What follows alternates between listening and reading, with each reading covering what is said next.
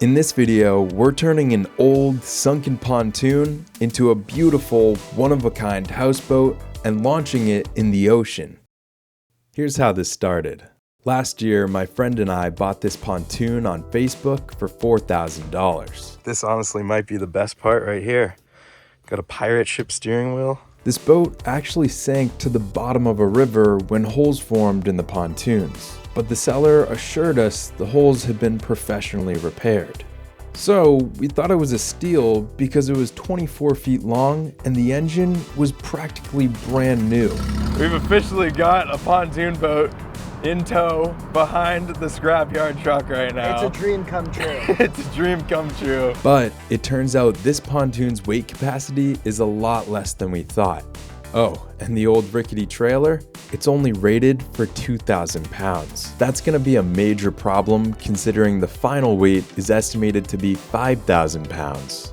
So we pulled the pontoon off the old trailer and onto this one that I bought on Facebook for $1,000. Rated at 7,000 pounds, it should be plenty strong.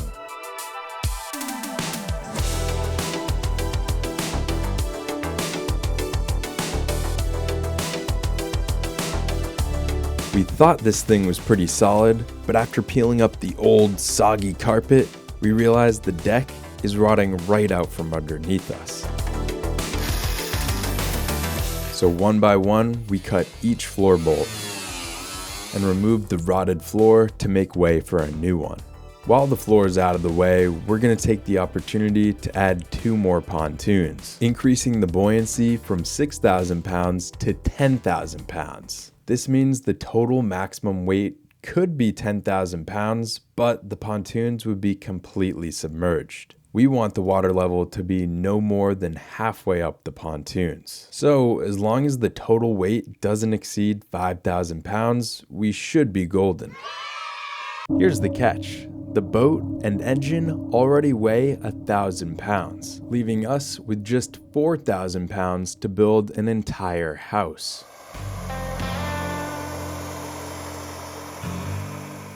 The first big chunk of weight was a brand new floor that's twice as thick as the original and has a layer of plastic on the bottom to keep water out.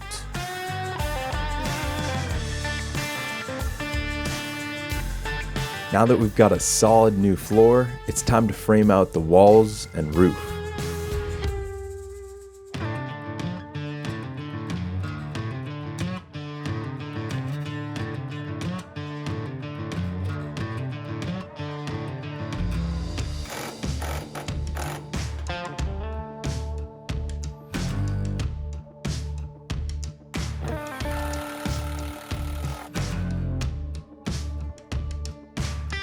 Framing this up was definitely one of my favorite parts of the process because it all came together so quickly. However, walking over these areas with no floor is getting pretty sketchy. So we're using these boards that my dad and I salvaged from a wasp-infested dock. Yeah, that was crazy. I mean, look at these things. Ugh.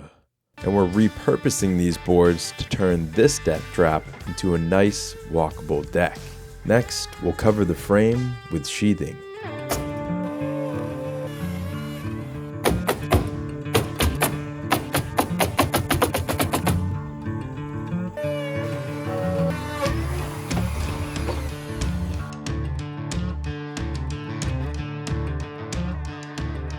Right as we finished building the front upper deck framing, we realized our biggest problem yet. You see, between all these building materials, we've increased the total weight to over 3,000 pounds. And with all that weight on top of the pontoons, we noticed the pontoons are starting to get crushed. Oh, and to make matters worse, that new trailer we thought would be plenty strong is starting to bend like a noodle under all this weight.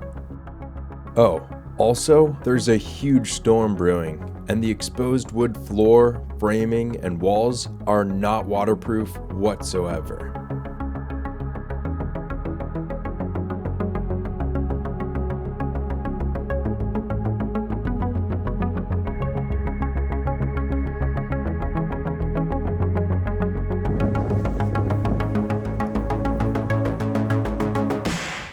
Are you feeling overwhelmed yet?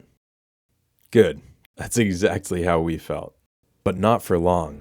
After crawling around underneath the houseboat with a laser level, I came up with a plan to turn the old trailer into a pair of trusses. These trusses then get welded directly to the trailer, stiffening it up so that it no longer bends like a noodle. That's the idea, at least. I don't even know if these things are gonna fit underneath here with the boat on top of the trailer. Ah, beautiful. Wonders never cease. Both trusses fit like a glove. Now it's time for a welding montage.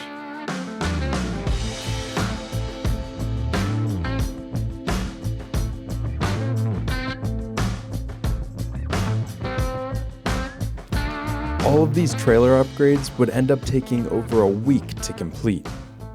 So the question is, was it worth it? Well, this is before the trailer upgrades, and this is after. We couldn't be happier with how well this stiffened up the trailer. But the pontoons are still being crushed by all the weight on top of them. So we're using 2x4s and floor jacks to carefully lift one side of the houseboat off the trailer, giving us just enough room to slide a board between the boat and the trailer. When we lower the boat back down, it makes contact with these boards on both sides. And now, all the weight rests on the cross members, not the pontoons. This day felt nothing short of incredible because we were finally free to get back to the fun stuff. Seriously, working with wood goes so much quicker than working with metal.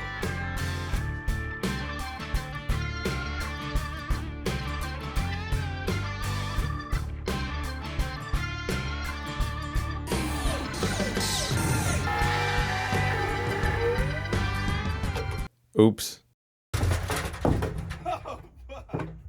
Feels pretty cool to be walking around up here. Now it's time we set aside the sketchy ladder and build something a little bit safer.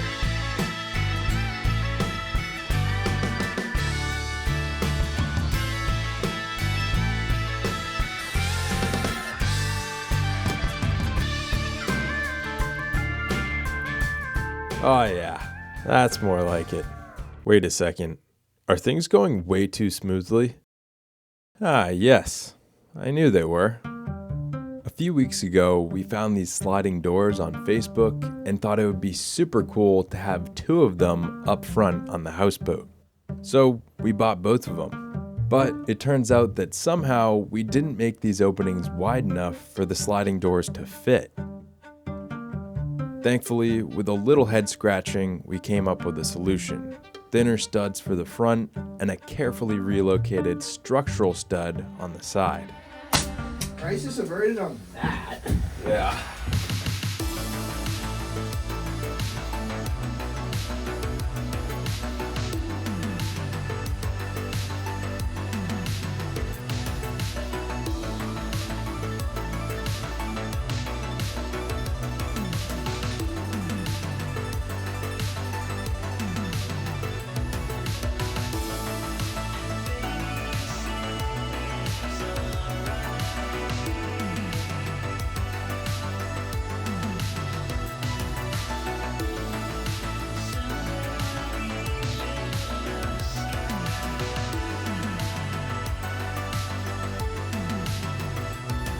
After installing the back door, the kitchen and bathroom windows, and not 1 but 2 big sliding glass doors, we decided to add up the total weight to make sure we're still under that 5,000 pound maximum. So we added up everything we've used so far, and it turns out the total weight is 5,465 pounds, or approximately 2 Toyota Corollas.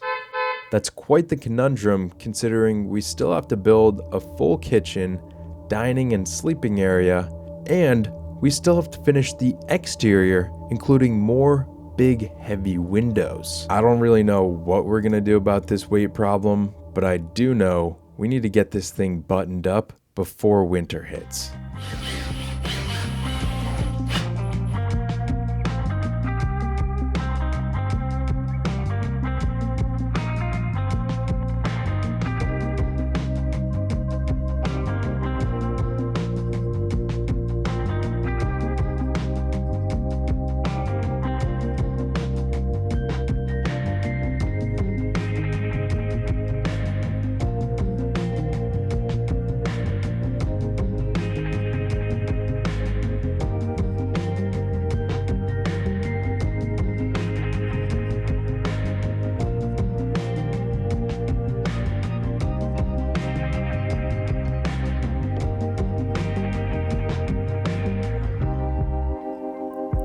Now that we've taken the look from this to this, we're drilling a bunch of holes along the top of the wall, so if there's ever any moisture inside, it can escape through these vents, keeping the walls and ceiling free of mold. We also added metal screens to each hole to keep bugs out.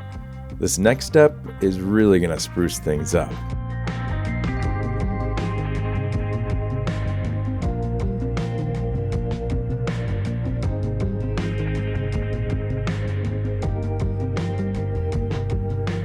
Remember how I said we gotta get this thing buttoned up before winter? Well, this roof isn't waterproof whatsoever. It's just bare wood up here. And because of that, we've had to cover it up whenever rain comes through.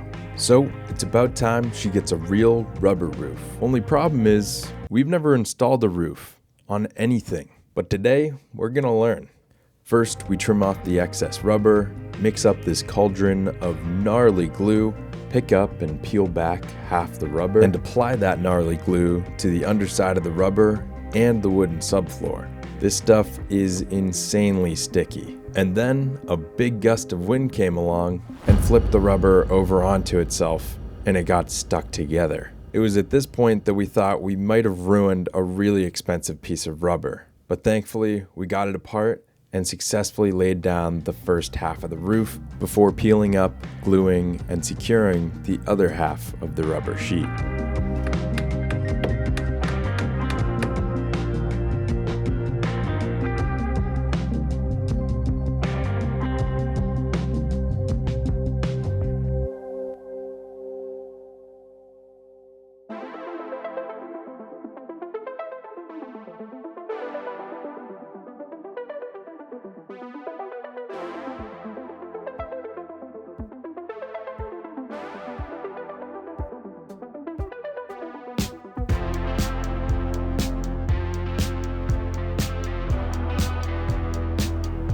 With the roof all sealed up and the engine removed from the boat and tucked away in the garage for safekeeping, we were ready for everything the winter had in store.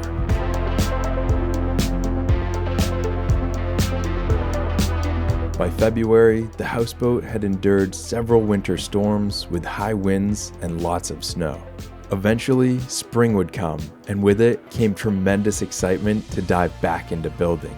We pretty much wrapped up the exterior of the houseboat, including this big rubber roof, which is doing a great job of keeping the building dry, but it gets really hot in the sun, and it's slippery when wet.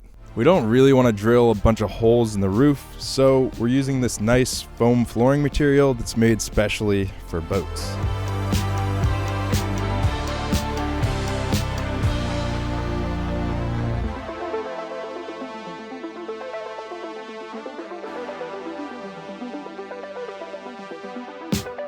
And just like that, we're done covering this rooftop in SeaDeck. Thank you so much, SeaDeck, for sending out this sample kit so we could pick a color to get our roof looking and feeling a whole lot better than it did before. Next, I picked up some surprisingly heavy insulation that we would stuff into all the wall and ceiling cavities to keep the houseboat a little bit warmer in the winter and a little bit cooler in the summer. A little bit earlier, you may have been wondering, why did he leave that section at the front of the roof blank? Well, I'll show you why. It's because we're laying down a pretty substantial 600 watts of solar panels to charge the onboard battery system.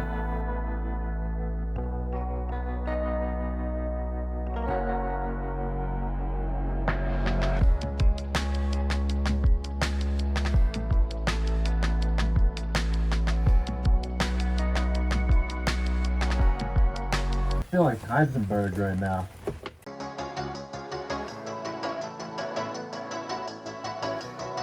Okay, we got it all wired up down to this connector here. And even though it's raining out right now, we should still get some power when I plug it into this big battery bank here. Here goes nothing. Let's go, look at that. Oh, we're not bringing in much because the sun is setting right now and it's raining, but we do officially have solar power coming from the roof down in this battery bank, which we will never have to plug back into the wall again.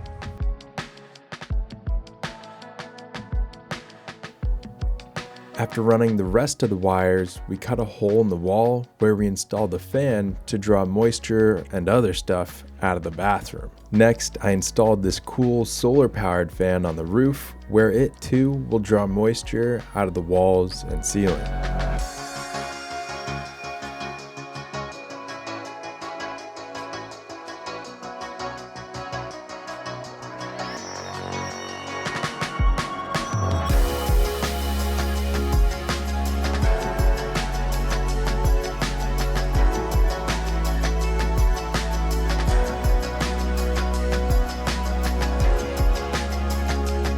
Now we're cooking with peanut oil. This floor looks great.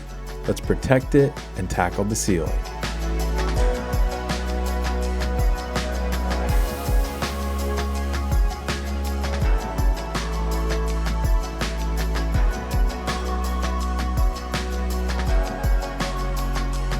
Oh my gosh.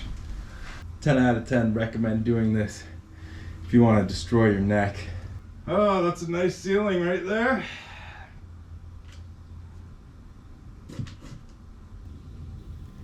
All right, back to work.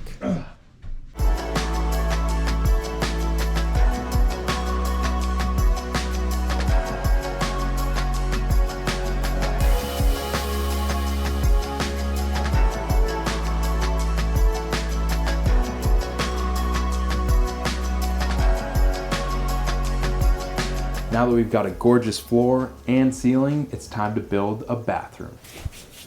I think I got insulation on my arms.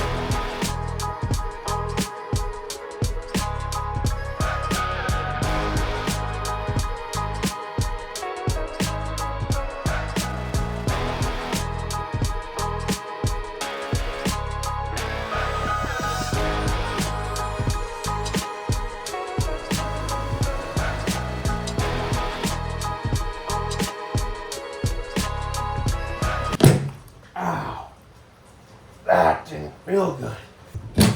Ow! Why is that so aggressive? Oh my gosh. It's like a rat trap. With both indoor and outdoor lights installed, it's time to build some kitchen cabinets. And boy am I grateful to have our friend Jackson here to show us the ropes because he's a full-time professional cabinet maker. I know, you're probably thinking, how hard could it possibly be to build a couple of boxes to store your stuff in? Well, it's surprisingly demanding work because of the level of precision that's required. Something that didn't require much precision was installing these completely wireless light switches that look identical to a normal light switch, but without the fuss of running wires. I'll touch on these a little bit more later. Anyways, Jackson helped us build the cabinet boxes, or the skeleton if you will. Jackson also told me, don't worry man, building the boxes was the hard part. I'm pretty sure that was a lie to boost my confidence, because for the next 3 weeks, I would be teaching myself how to build cabinet drawer boxes, like this big drawer box that's going to be for storage, as well as cabinet doors. Once again, you might be thinking, how hard could it possibly be to build a drawer box? Well, the hard part is crafting the drawer box to line up perfectly with the cabinet box, otherwise the drawer box won't slide in and out. Come on. Let's do this thing. Come on. Oh, yeah. Nice. Let's go, baby.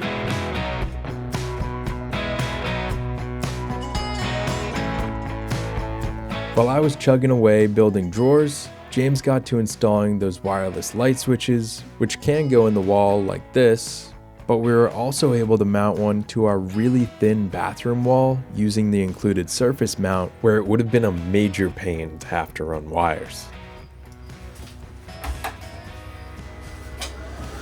Thank you so much, Inspired LED, for sending us these sweet light switches. And now, ladies and gentlemen, I think it's about time we finish these kitchen cabinets. We used this super helpful jig system to attach the drawer fronts, another jig to attach these hinges to the doors, and one more jig to mount the doors at the right height, at which point I knew everything fit perfectly and I could rip it all off to bring over to the garage. Oh yeah, while you weren't looking, I built another cabinet with 4 doors that open up like this, and I had to rip those doors off too, because having everything in separate pieces will make it a lot easier to prime and paint it.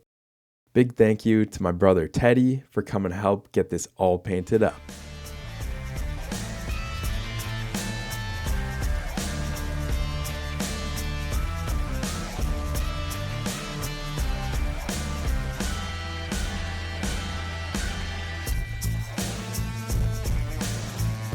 Man, does that feel good to have all these finally installed. Now we just have to add knobs and handles.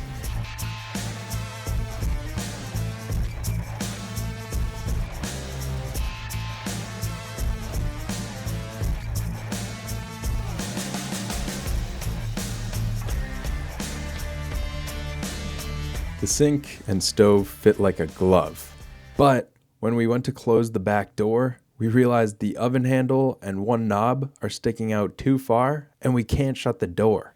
So naturally, we ripped apart the oven, modified the knob and handle to be just a little bit shorter, carefully put it all back together, and by some miracle, the door just barely cleared.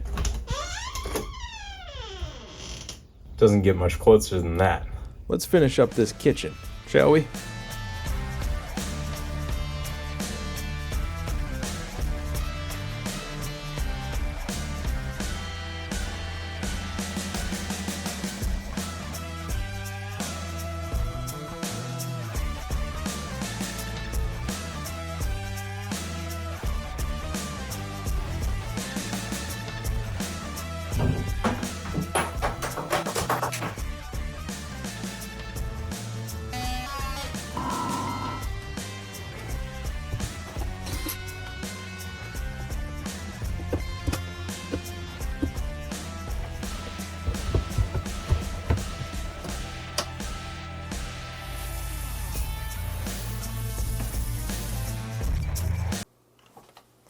Hey guys, Editing Jake here, and I'm trying to share this video with as many people as possible. So if you know someone who would enjoy seeing a tiny kitchen and whole tiny house being built on top of an old sunken pontoon and getting launched into the ocean, please do me a favor, hit that share button and send it their way. Thanks. Bye.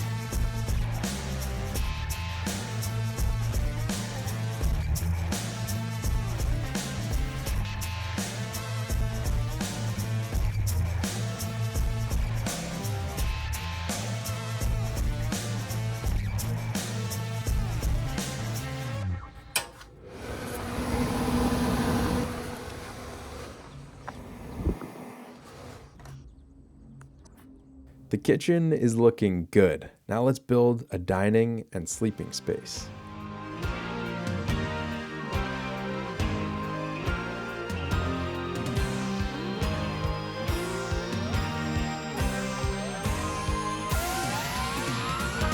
Just in case you forgot, this is what it used to look like, and this is what it looks like now. We are finally coming down the home stretch.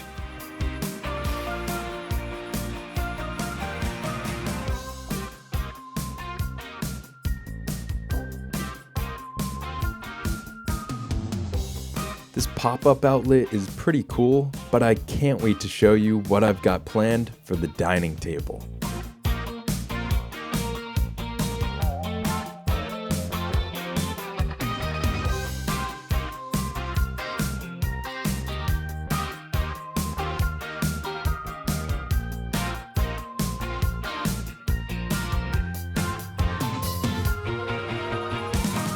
is so cool. It's safe to say this is going to work quite well as a dining table. The actuators are even strong enough to lift me. But when it's in bed mode, my feet hang off the end, which isn't exactly comfortable.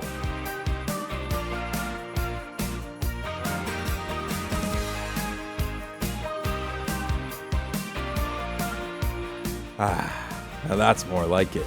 Pretty damn sturdy too.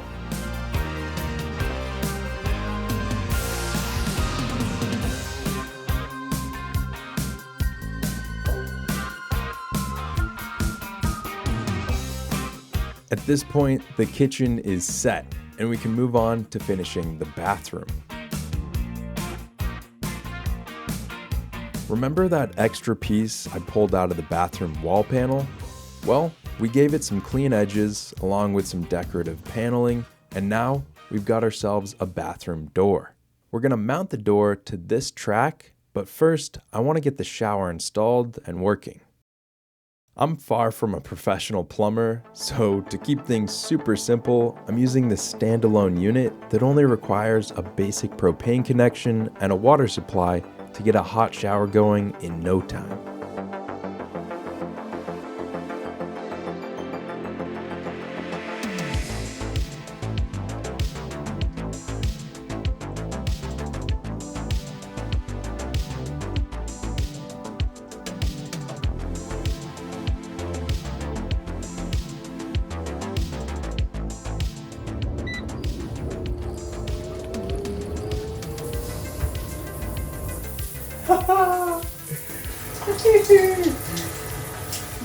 I can confirm the shower works great, but there's one more problem in the sleeping department.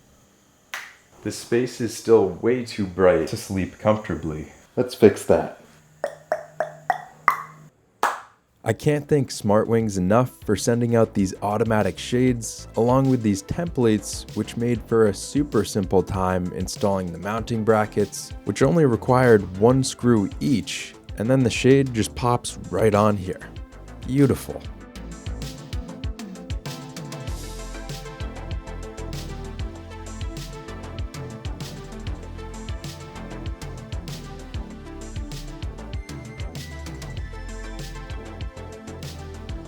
There's several different remote styles available, from this cool dial to a more traditional handheld remote, and even a custom control panel I'll show you later.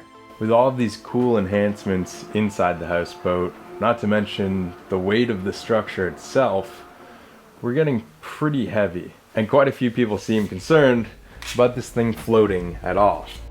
As she sits, the boat weighs 8,800 pounds, approximately 3 Toyota Corollas, and it was only supposed to weigh 5,000 pounds max, meaning we're 1.5 Corollas overweight. This poses some problems as far as floating goes, but we can't even think about floating until we get this thing down the road to the launch ramp. And the axles, these things the wheels attached to, are only rated for 7,000 pounds. Not nearly enough to make it down the road safely. But much like this plant growing in the middle of the asphalt, we're gonna figure it out. Thankfully, our friends at the Trailer Parts Outlet have just about any axle you could need, and they hooked us up with these bad boys, which are gonna be more than enough to get this thing down the road.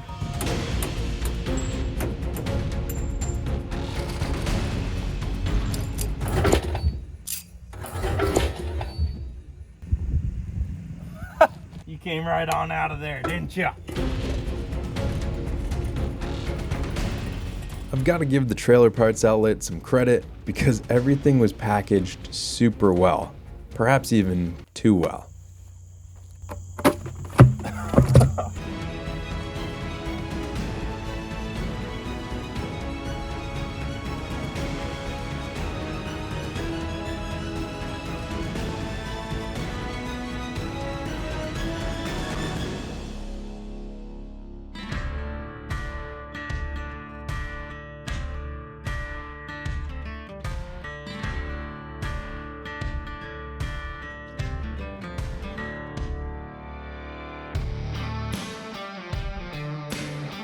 The Trailer Parts Outlet axles are not only a lot stronger, they also have electric brakes.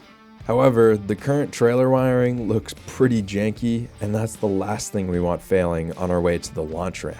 So I ripped out all this junk, got some new heavy-duty wire, and used the old handy snake to pull it through the trailer to make sure this wire stays protected for a long time to come.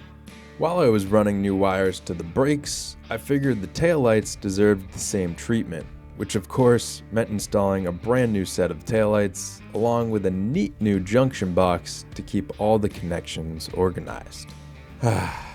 Okay, I'm finally done working on this trailer. It feels great to have a solid trailer under the boat, but now we need to figure out how to make it float. Because right now, at 8,800 pounds, she'll be sitting way too low in the water, and the smallest wind or waves could flip her right over. Womp, womp, womp. And that's where Prime Dock Supplies comes into play. While searching for a way to make sure this floating tiny home actually floats instead of going to the bottom of the ocean, we found that Prime Dock Supplies offers the biggest variety of different size floats at the best pricing, and they got them here real quick. Having a foam core inside is just one way that these floats stand out as a better option over more pontoons to add the necessary additional flotation and stability that our floating tiny home needs. Together, these 6 floats can provide up to 11,000 pounds of additional buoyancy, theoretically bringing the total buoyancy to a whopping 21,000 pounds, or in simple terms, 7 Toyota Corollas. Now we just gotta figure out a way to attach these suckers to the floating tiny home. After consulting good old ChatGPT, as well as some real engineers, I landed on square aluminum tubing. This was anything but cheap, but these beams are the single most important part of the entire build, because if they fail, the boat could capsize.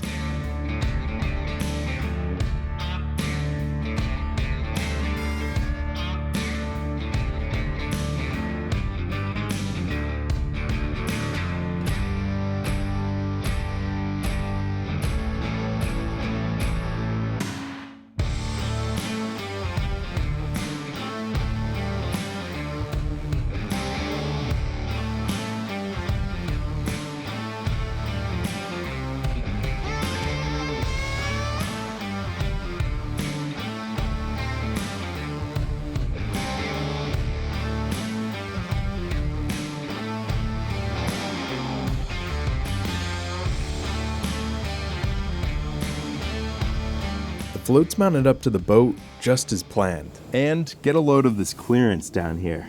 Doesn't get much closer than that. But at 12 foot wide, there's no way we can tow this down the street, which is why we made these floats easily removable. The square tubes, on the other hand, they take a little more effort.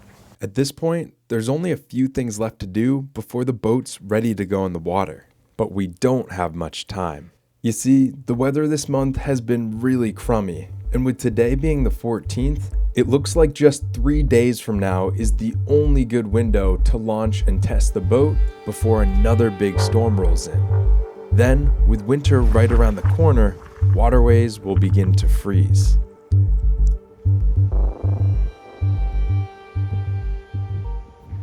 We already swapped out the small motor for a bigger one that's double the horsepower.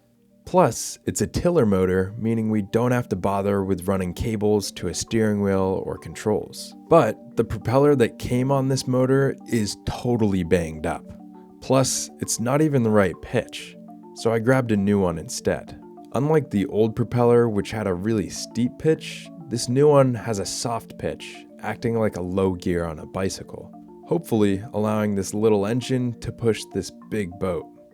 Since these beams stick out 2 feet on both sides, we decided to add a wraparound deck. James is test fitting these boards he stained and adding cleats so that other boats can tie up alongside the houseboat. Meanwhile, I'm underneath the boat adding heavy-duty U-bolts so that we have secure points to attach the boat to the mooring, if we make it there. Temperatures are dropping quickly outside, and as cozy as it looks in here, it's actually quite chilly without a heat source. which is why I'm super excited to install this cute little cubic mini wood stove. This wall over here looks like a great spot for it.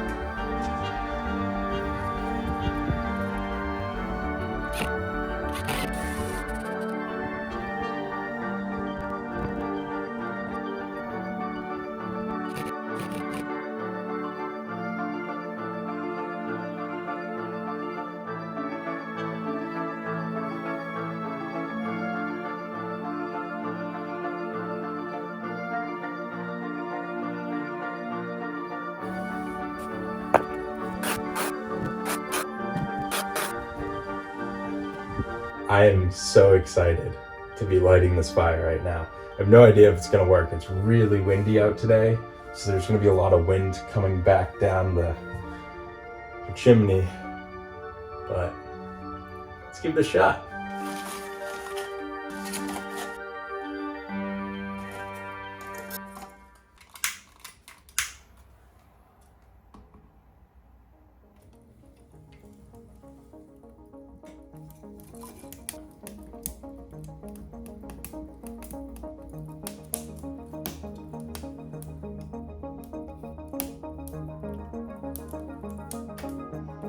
Well, that was pretty fun to fire up, but the fun and games are over.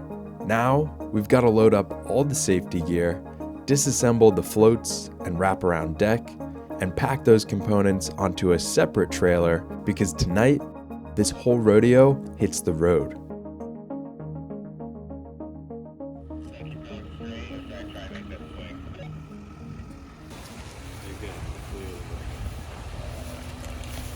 Neither this boat nor the trailer have gone anywhere since adding nearly 10,000 pounds to the equation, so we have no idea how it's going to do on the road.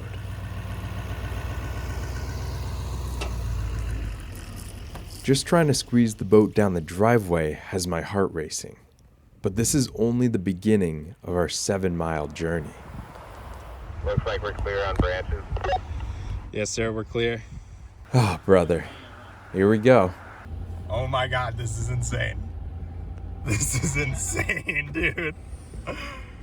I like this speed, Milne. Alright, we're going a solid 10 right now. What's the height of the house itself? The house is 12, the chimney is 13 and a half. Oh, yeah, you've been pushing it. The fact that the chimney sits at 13.5 feet tall is a bit concerning because this is the maximum vehicle height allowed on the roads by law. And while we're not super worried about a ticket, if the houseboat has an argument with a low-hanging power line or tree branch, it's gonna be a bad day. Yo, everything that we pass over, give me a reference on so I can start getting used to what I should be worried about. Power line's good. We got really close. Like, what about this branch here? Oh, slow down. We just barely cleared that. Yeah, you're busting it at 13. I'm taking this one a little left. We got a car coming behind us. Is this stressing you out? Because it's stressing me out. But so far, we haven't hit anything, and we've only been pulled over once. The officer just wanted to make sure we were within the legal height limit because boats have ripped down the power lines on this road before. Back on the main road, things are a bit more friendly, but we still got to keep an eye out for those low branches, lines, and traffic that needs to get by. Rubber ducky, we got ourselves a convoy. Eventually, we made it to the marina, where we dropped off the boat and the supply trailer for a big day ahead tomorrow.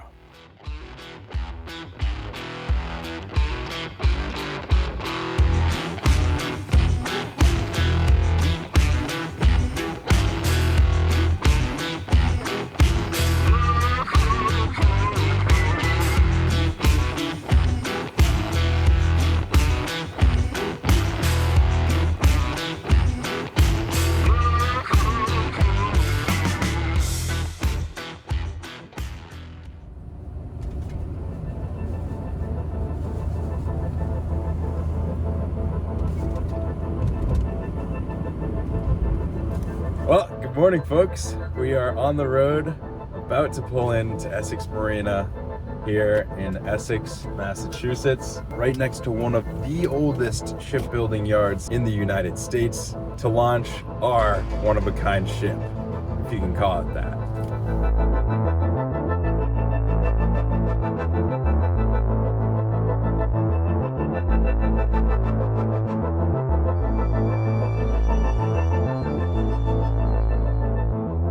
We're about to send that houseboat down this launch ramp into the water for the very first time.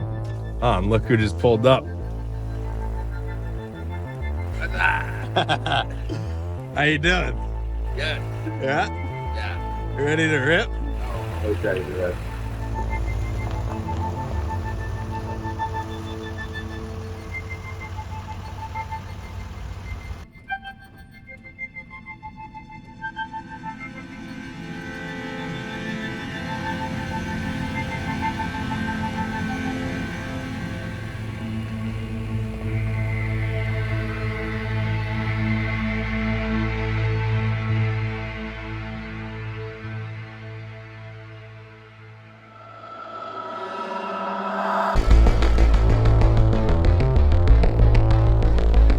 Rubber Ducky, how you feeling?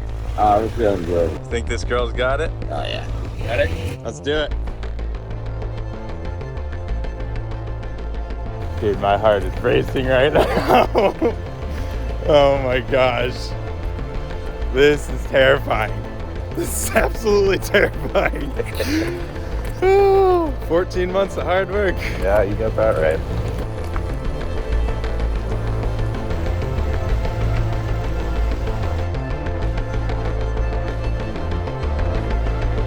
Come on, baby.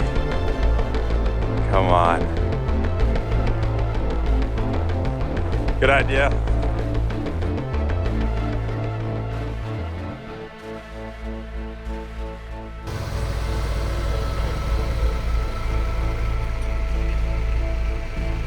That's a team player right there, if I've ever seen one. Let's try that. Let's do it again. Oh, come on, baby. Float off that trailer.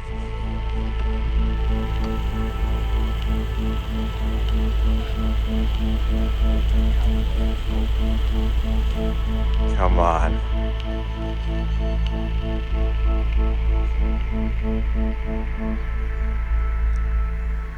Oh! There it goes. It's floating! Oh my gosh!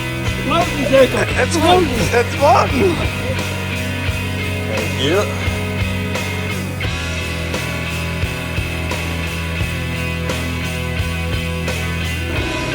Yeah! It's true. Look how they shine for you. Look how they shine for you. Look how they shine for you. Look how they shine for you. Look how they shine for you. Look how they shine. Look at the stars. Look how they shine for you. And all the things that you